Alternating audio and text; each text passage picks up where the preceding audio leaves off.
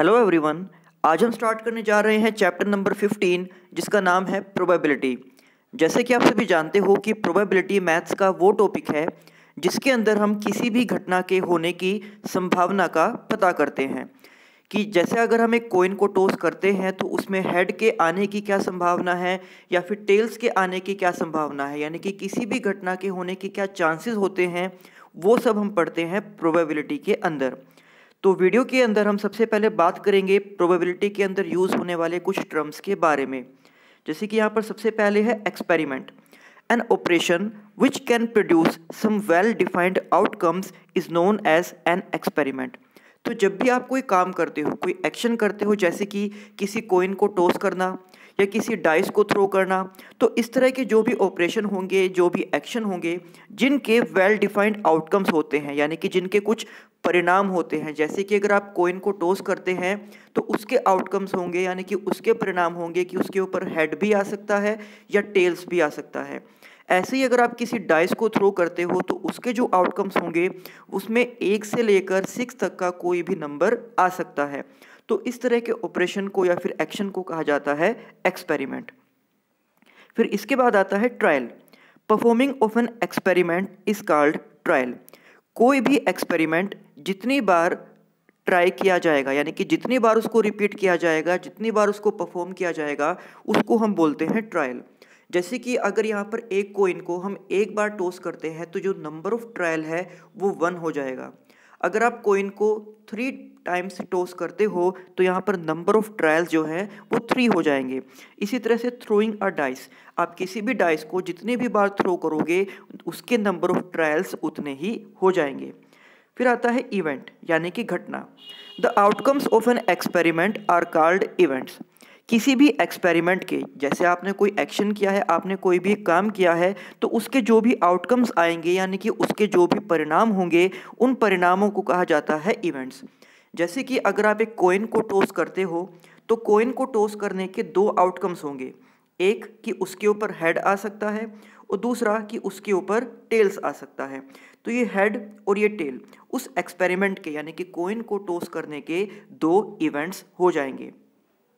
For example, getting a head और tail tossing a coin is an event. इसके बाद आता है इक्वली लाइकली इवेंट। तो ऐसे इवेंट को इक्वली लाइकली कहा जाता है जिनके अंदर outcomes of trial are said to be equally likely if taking into consideration all the relevant evidences. There is no reason to accept one in preference to the other. For example, in throwing an unbiased die, all the 6 faces are equally likely to come.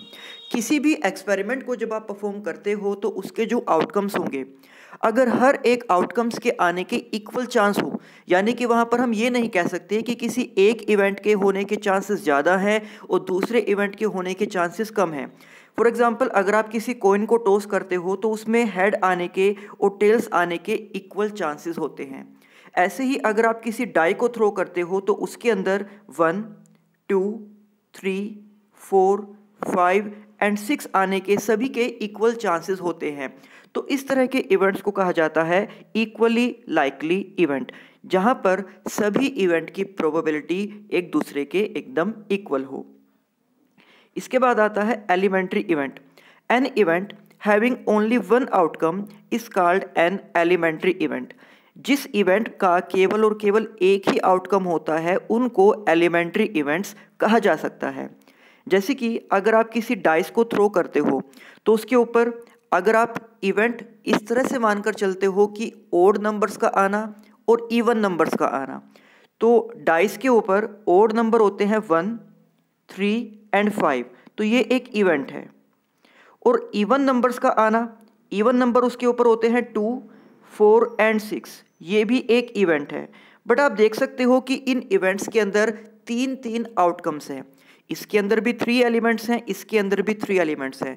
But अगर हम ऐसे event की बात करें जहां पर केवल एक ही एलिमेंट उसके अंदर आए, यानी कि हम यहाँ पर ओड और इवन की बात ना करके हर एक नंबर को अलग अलग इवेंट माने, जैसे कि 1, उसके बाद 2, फिर 3, 4, 5 एंड 6 हर एक नंबर को अलग इवेंट माने तो इन्हीं इवेंट्स को हम एलिमेंट्री इवेंट्स कह सकते हैं, क्योंकि इन सभी में जो एक एक नंबर है उसी की बात हो रही है।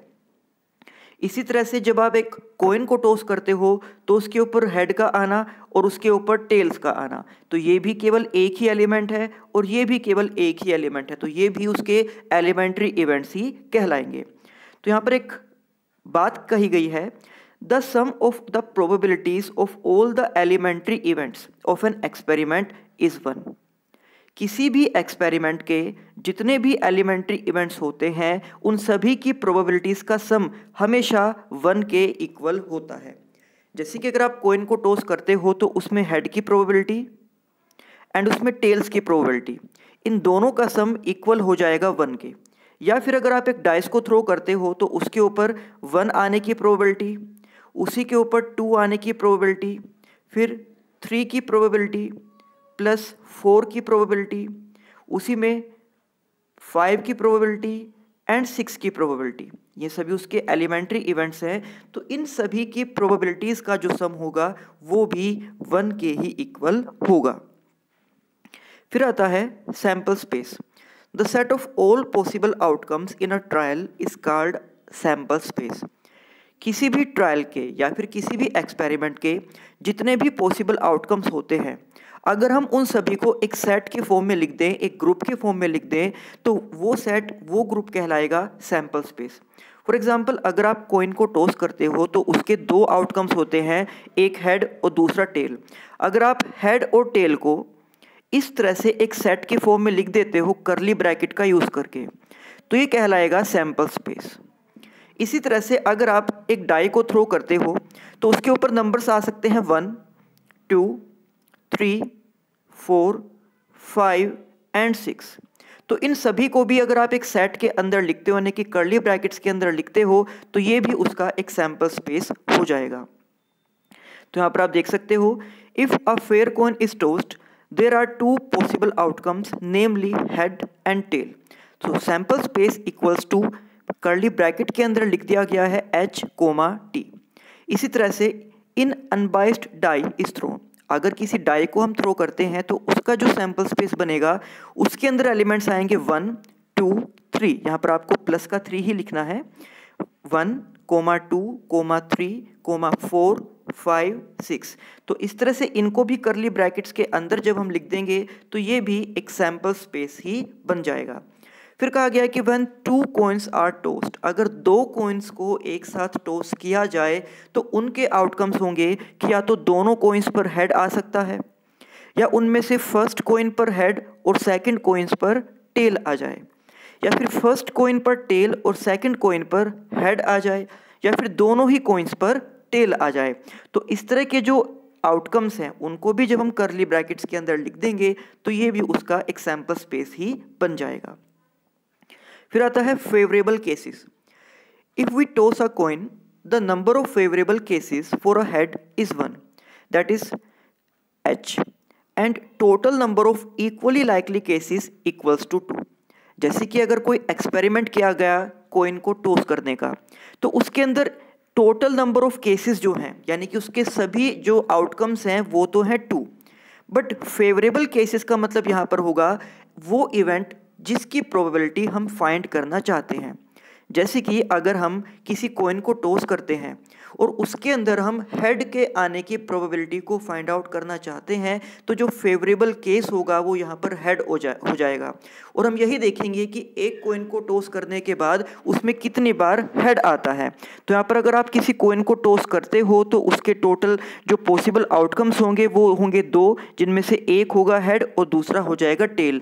तो अगर हम हेड की प्रोबेबिलिटी फाइंड करना चाहते हैं तो यहाँ पर फेवरेबल आउटकम्स हेड को माना जाएगा, जो कि एक बार आया है। इसी तरह से अगर हम टेल्स की प्रोबेबिलिटी को फाइंड आउट करना चाहें तो यहाँ पर जो फेवरेबल आउटकम यानी कि जो फेवरेबल केस होगा वो टेल का हो जाएगा, और वो टेल भी एक ही बार आया है। फिर आता है प्रोबेबिलिटी। तो किसी भी इवेंट की प्रोबेबिलिटी को हम किस तरह से फाइंड कर सकते हैं या किस तरह से डिफाइन कर सकते हैं। So mathematically probability of an event E is defined as, अगर आप किसी भी इवेंट की, जैसे कि अगर इवेंट को हम नाम देते हैं ई और उस इवेंट ई की प्रोबेबिलिटी हम फाइंड आउट करना चाहें तो उसके लिए फॉर्मूला बनेगा पी और ब्रैकेट में हमें लिखना होगा ई। यहाँ पर P का मतलब है प्रोबेबिलिटी और E का मतलब है वो इवेंट जिसकी प्रोबेबिलिटी हम फाइंड करना चाहते हैं। तो इसको फाइंड आउट करने के लिए हम लिखेंगे number of elements in E। तो उस इवेंट के अंदर जितने भी एलिमेंट हैं, जितने भी आउटकम्स हैं, उनकी काउंटिंग को, उनके नंबर को लिखा जाएगा न्यूमरेटर में, एंड सैंपल स्पेस के अंदर जो आउटकम्स, जो एलिमेंट्स हैं, यानी कि जितने भी उस एक्सपेरिमेंट के टोटल पॉसिबल आउटकम्स हैं, उनको लिखा जाएगा नीचे।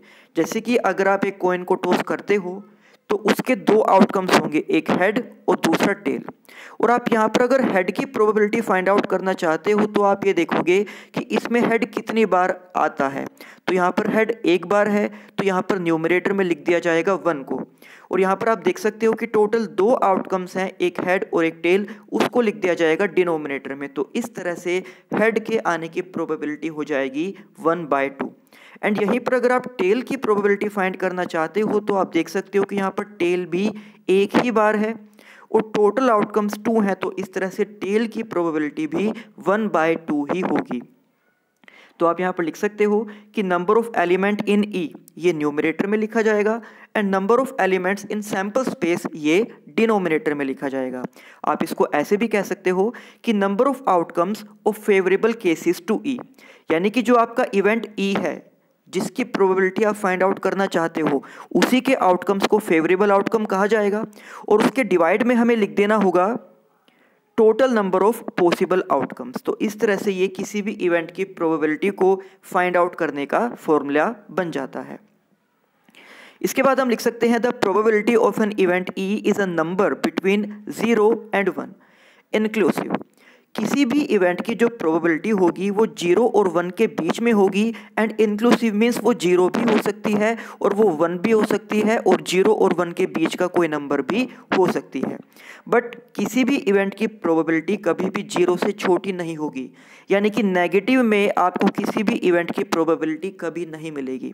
इसी तरह से 1 से ग्रेटर, जैसे कि 1.5 या 1.2 या फिर 3, ये जितने भी नंबर 1 से बड़े होंगे वो भी किसी भी इवेंट की प्रोबेबिलिटी नहीं हो सकते। तो जो प्रोबेबिलिटी की रेंज है वो हमेशा 0 से 1 की होगी।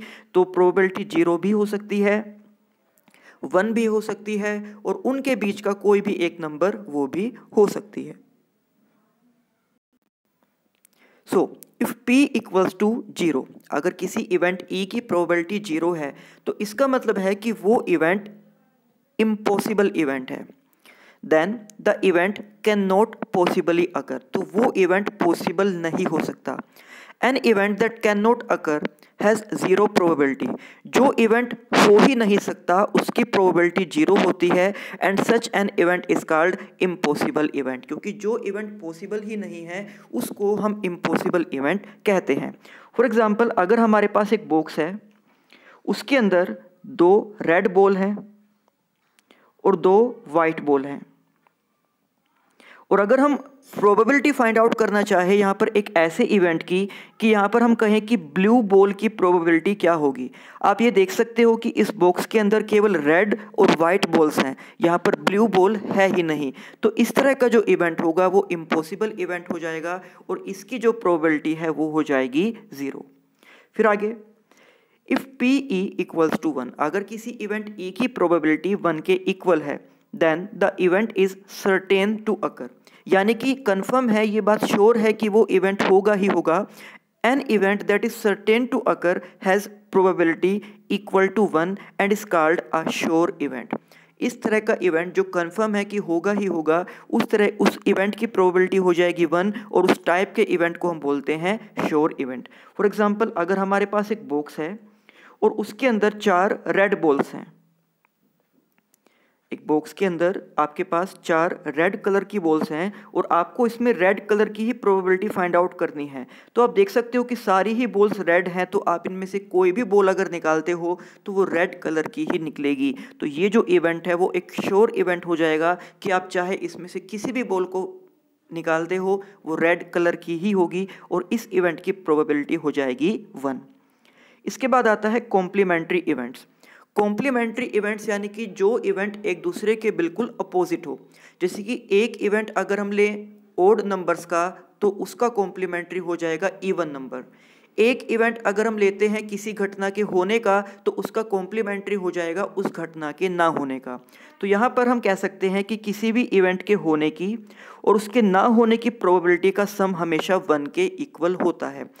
एक आपको पहले भी बताया गया था कि किसी भी एक्सपेरिमेंट के जितने भी टोटल एलिमेंट्री इवेंट्स होते हैं उन सभी की प्रोबेबिलिटी का सम भी इक्वल होता है 1 के। और एक बात यहाँ पर कही गई है कॉम्प्लीमेंट्री इवेंट्स के लिए कि जिस इवेंट की प्रोबेबिलिटी आप लिखते हो और उसी इवेंट के ना होने की प्रोबेबिलिटी को अगर आप लिखते हो तो उन दोनों का सम इक्वल हो जाएगा 1 के।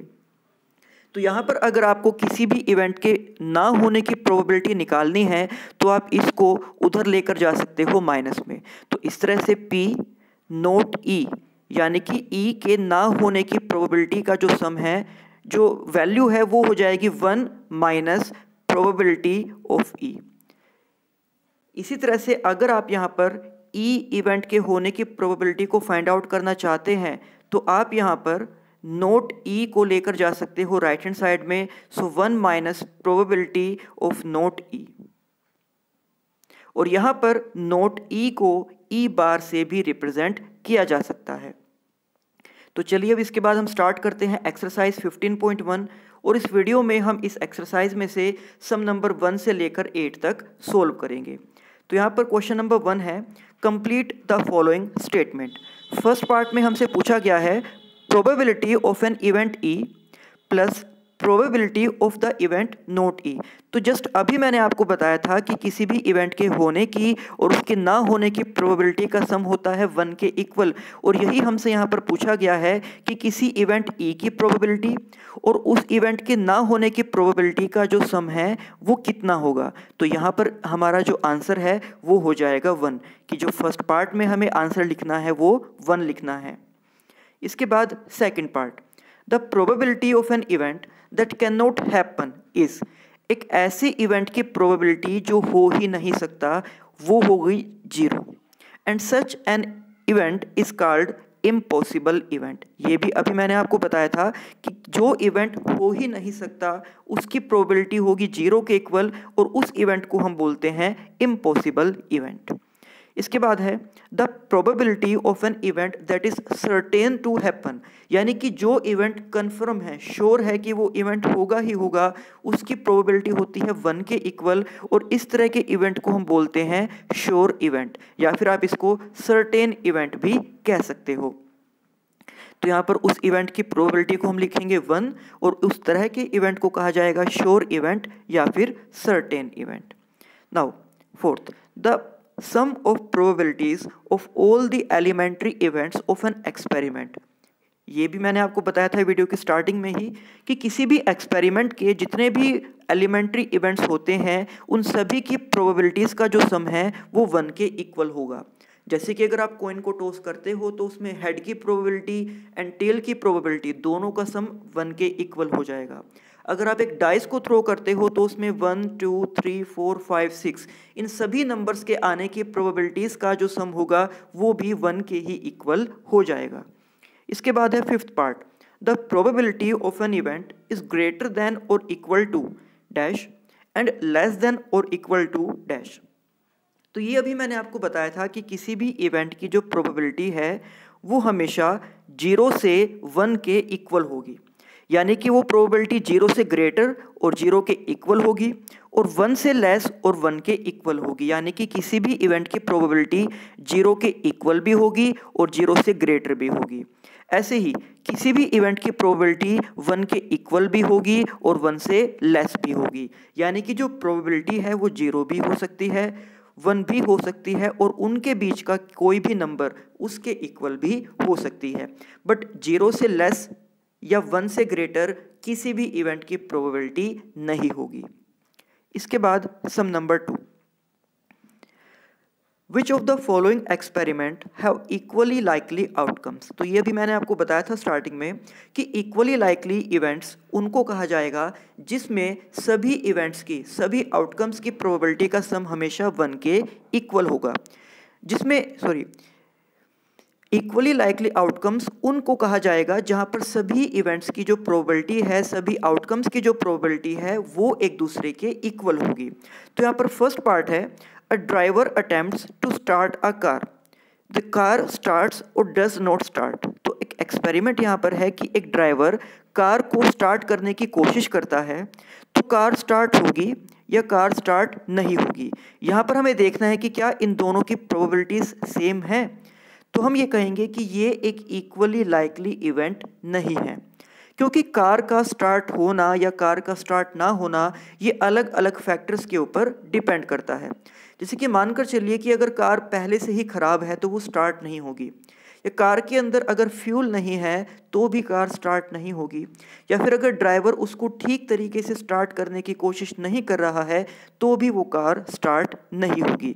यानी कि यहाँ पर अलग अलग फैक्टर्स हैं जिनके ऊपर कार का स्टार्ट होना या ना होना डिपेंड करता है।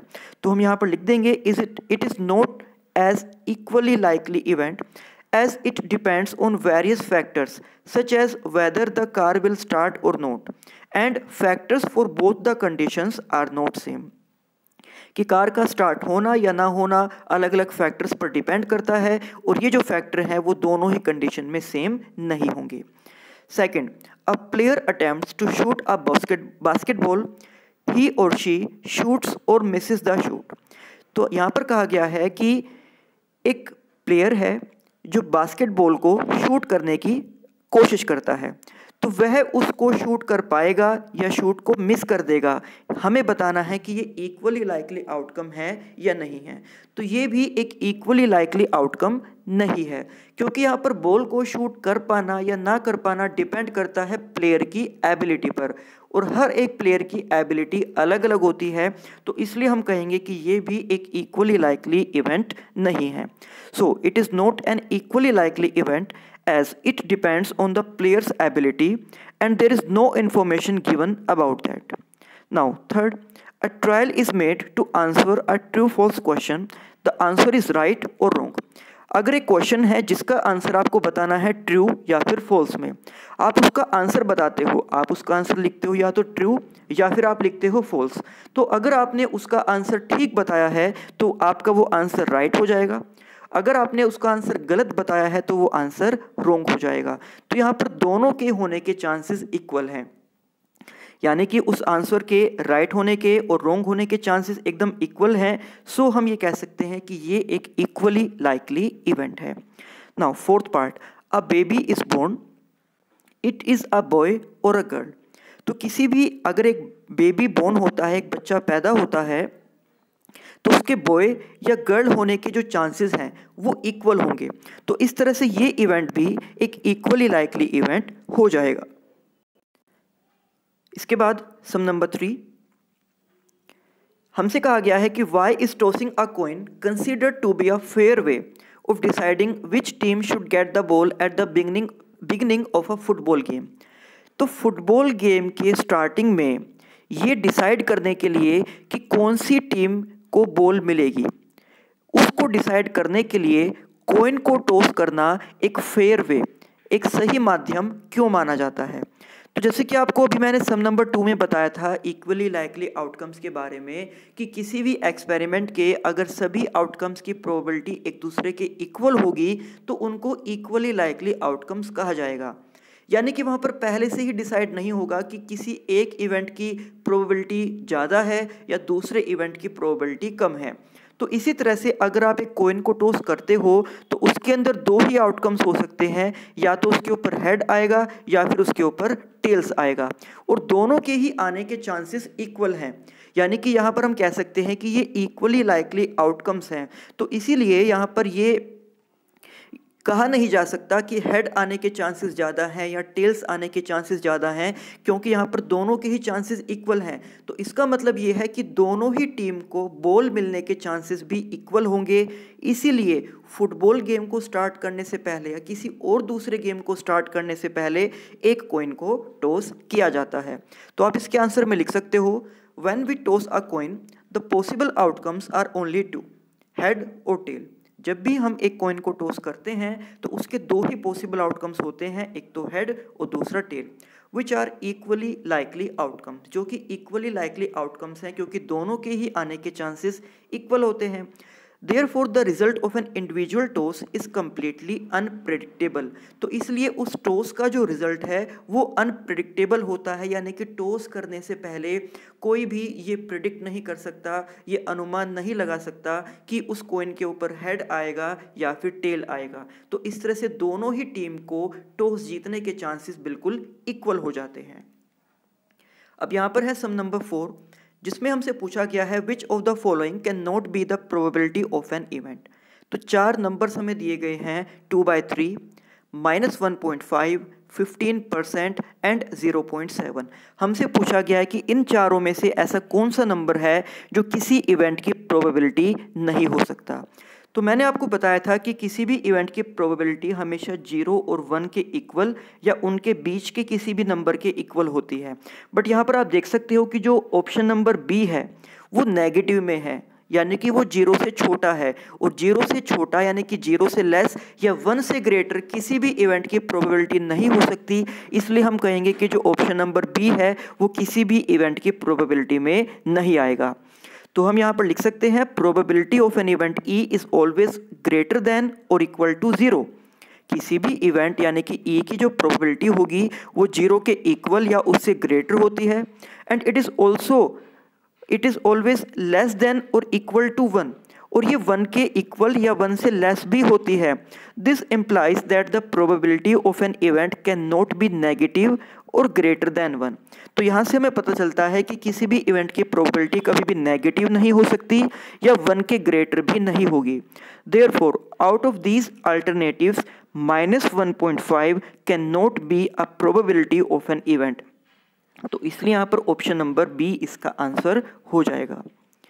Question number 5, if PE is 0.05, किसी इवेंट E की प्रोबेबिलिटी हमें गिवन है और हमें ये बताना है what is the probability of not E। तो नो यानी कि E की प्रोबेबिलिटी हमें गिवन है एंड नॉट E की प्रोबेबिलिटी को हमें बताना है। और मैंने आपको 15.1 एक्सरसाइज स्टार्ट करने से पहले बताया था कि किसी भी इवेंट के होने की और उसके ना होने की प्रोबेबिलिटी का जो सम होगा, आप नोट E को E बार भी लिख सकते हो, और इन दोनों का सम हमेशा इक्वल होता है 1 के। तो यहाँ पर हमें गिवन है E की प्रोबेबिलिटी, यानी कि ये हमें गिवन है, तो इसको हम लेकर जा सकते हैं राइट हैंड साइड में माइनस में। तो इस तरह से P नोट E यानी कि E बार की प्रोबेबिलिटी को फाइंड आउट करने के लिए हम इसको लिख देंगे 1, एंड माइनस में हम लेकर जाएंगे इसको यानी कि प्रोबेबिलिटी ऑफ इवेंट E, जो कि स्टेटमेंट में हमें गिवन है 0.05। तो 1 में से जब इसको हम सब्ट्रैक्ट करेंगे, आपको ध्यान रखना होगा कि इनको सब्ट्रैक्ट करने के लिए आपको पहले 1 को लिखना होगा 1.00, उसके बाद उसके नीचे आपको लिखना होगा 0.05, तब आप इनको सब्ट्रैक्ट करके इसका आंसर फाइंड आउट करोगे जो हो जाएगा 0.95। तो इस तरह से हम कह सकते हैं कि अगर किसी इवेंट के होने की प्रोबेबिलिटी 0.05 है तो उस इवेंट के ना होने की प्रोबेबिलिटी 0.95 हो जाएगी। इसके बाद है क्वेश्चन नंबर 6, अ bag contains lemon flavoured candies only. एक बैग है जिसके अंदर कुछ कैंडीज, कुछ टॉफियां हैं जो कि लेमन के फ्लेवर की हैं। अब यहाँ पर कहा गया है कि Malini takes out 1 candy without looking into the bag. What is the probability that she takes out an orange flavoured candy and a lemon flavoured candy. तो जैसे कि हमें गिवन है कि बैग के अंदर जो कैंडीज़ हैं वो सारी की सारी केवल लेमन फ्लेवर की ही हैं, तो उनमें कोई भी कैंडी ऑरेंज के फ्लेवर की नहीं होगी। तो इस तरह से ये एक इम्पॉसिबल इवेंट हो जाएगा जिसकी प्रोबेबिलिटी हमेशा 0 ही होगी। तो आप यहाँ पर लिख सकते हो the bag contains lemon flavoured candies only, it does not contain any orange flavoured candies, this implies that every time she will take out only lemon flavoured candy. तो अगर वो किसी भी कैंडी को निकालती है तो वो हमेशा लेमन के फ्लेवर की ही होगी। Therefore event that Malini will take out an orange flavoured candy is an impossible event. तो इसलिए ऑरेंज के फ्लेवर की कैंडी को निकालना एक इम्पॉसिबल इवेंट है, तो इसलिए इस इवेंट की प्रोबेबिलिटी इक्वल हो जाएगी 0 की। और इसके सेकंड पार्ट में हमसे पूछा गया है कि लेमन फ्लेवर की कैंडी को निकालना, उस प्रोबेबिलिटी को, उस इवेंट की प्रोबेबिलिटी क्या होगी।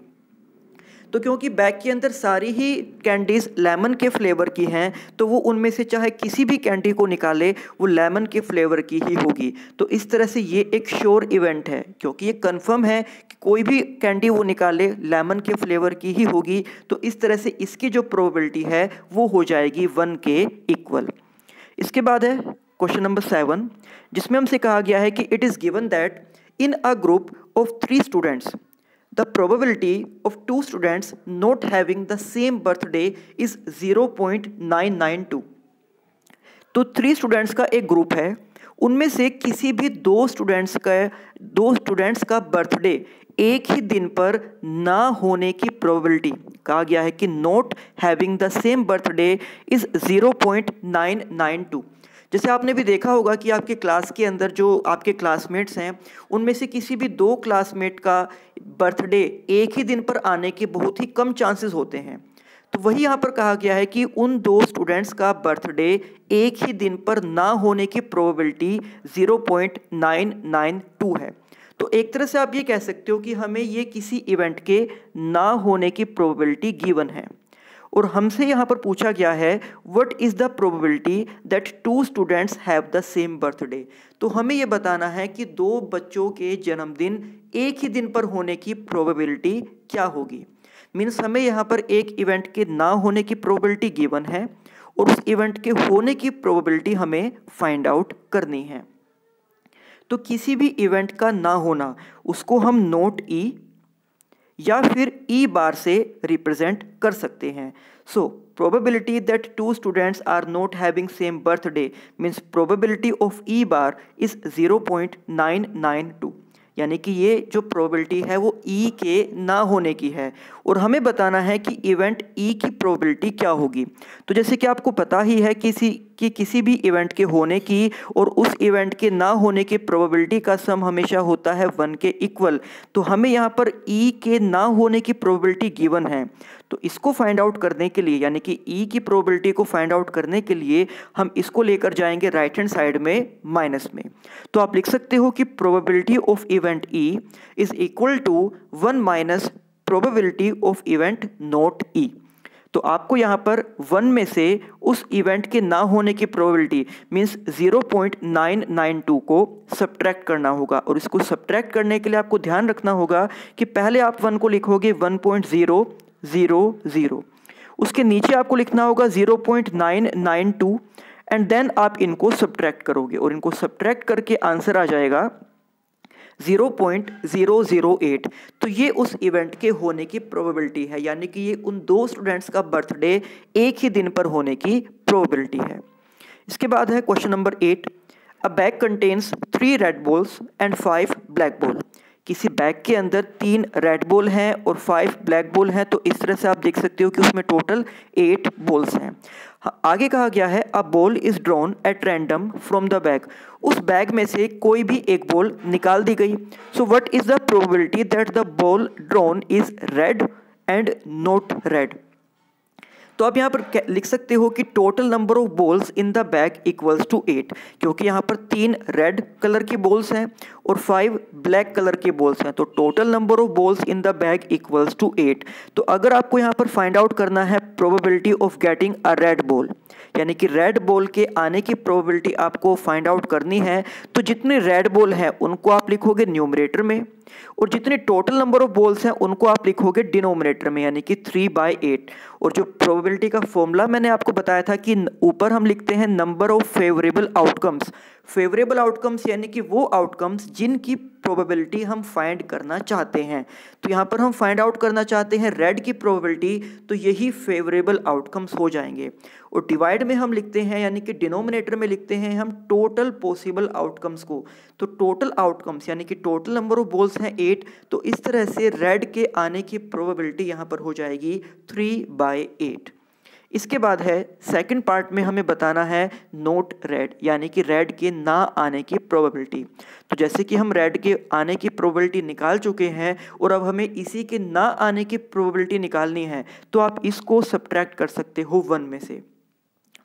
जैसे कि आप यहाँ पर लिखोगे कि probability of not getting red ball, ये इक्वल हो जाएगा 1 minus probability of getting a red ball.